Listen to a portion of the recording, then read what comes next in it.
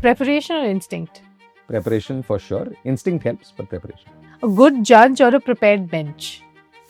Good judge. What's the difference in your mind? A good judge is somebody who's willing to listen. A prepared bench at times, I think, will find it difficult to. So, a good judge is one who's prepared but willing to listen. One quality you value most in a junior, honesty or sharpness? Honesty. Ambition, fuel or liability? It depends upon what you make of it. I mean, according to me, it should be fuel. It should never be a liability. I've seen it being a liability, like I've mentioned before, but it's thereafter it's just become fuel. So tempered ambition, actually. I mean, blind ambition is a problem, but I think you must. I think everybody needs a goal to work to. I mean, for me, it was like I said.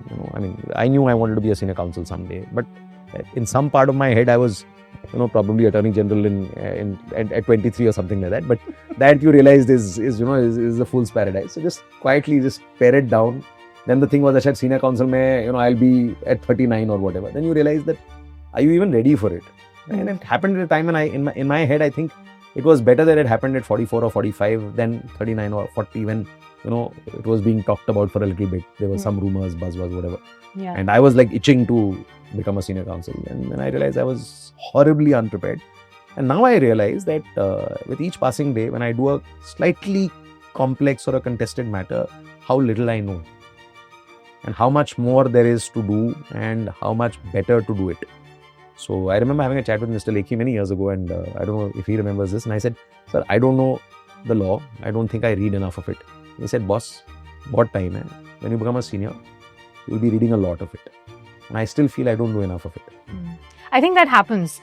When you look back, something happens. When you look back, you realize, it shouldn't have happened at that time because I don't think I was prepared. You're right. Yeah. So, like I said, it's good that the universe plans it for you rather than you jumping to it. So therefore, the next question, Kismat or control? Kismat. I mean, for me, it's largely Kismat. I mean, beyond a point, I realize that there's not much you control. So, chalte raho. So you have to control the ability to deal with Kismat. Kabhi-kabhi kya hota hai na ki, so it happened to my grandfather. He lost everything overnight. Right? And he couldn't handle it. And I think our family saw a really, really rough patch after that.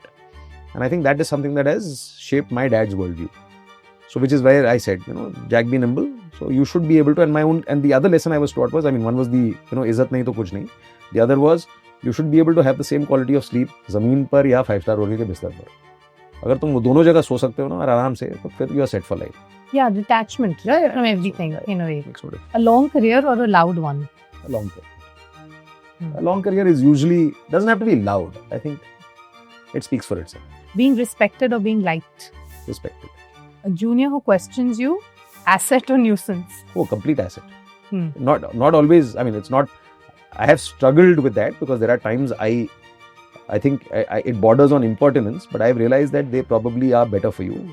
This is what I think I saw Siddharth Agarwal in Mr. Subramaniam's chamber. He was the only one who would, I think, question Mr. Subramaniam. And to Mr. Subramaniam's credit, we were bachchas. That man had achieved greatness by then. And he allowed for that space. And we are far, far better off as human beings and as lawyers because he allowed us to ask and question.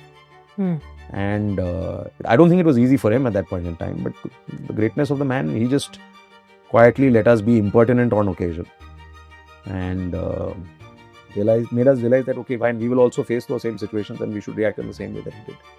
Self-deprecating humor, weakness or quiet authority? Oh, absolutely quiet authority. See, first, okay, so self-deprecating, if you do it strategically, it is one thing, but why not? If you can make fun at your own expense and have a laugh at your own expense, why not? The bottom line is this. I think it's a sign that you don't take yourself seriously. And as long as you know you don't take yourself seriously, I think it's a great place to be in. Because this profession is, filled with people who take themselves too seriously, and not everybody is surrounded by people who bring them down to earth. I am lucky to be surrounded by many who kind of make sure that I stay grounded. But yes, otherwise it's very easy to get, counsel and lordship. But people don't understand self-deprecating humor also. Yeah, they'll be like, oh. Yeah. People don't understand humor also on occasion, so it's okay. So it is a very difficult place to be in sometimes. A judge who laughs and quotes, relief or red flag? Relief, absolutely. Relief, relief, absolutely. I mean, that's the one place I think I disagree with Mr. Nariman's advice. He says don't joke in a courtroom. And I think if you can use your humor wisely, I mean, obviously, don't just crack bad jokes all the time or whatever, but, well-timed humor and at the right place is a phenomenal tool. Yeah. I've used it on occasion to get relief where nobody thought we would get relief. Just a bad joke at the right time. So, or a good joke at the right time. It also makes people comfortable, I think. It's just like an icebreaker. No, but that's also because, I mean, okay, it is me, right? And I think it's also a function of the college I went to. National Law School was notorious for being punny. So we all punned. I think I used to have that sense of humor, but I didn't realize what it meant till I went to law school. And I met a whole bunch of people. And somewhere along the way, I think it became a part of our existence. So a lot of us who come from the same place have a similar sense of humor. A lot of people deprecatingly call it the National Law School sense of humor, or dad humor or dead humor. But I mean, we are proud of our PJs, even if we get very little time in ours. If you had to choose one, discipline or empathy?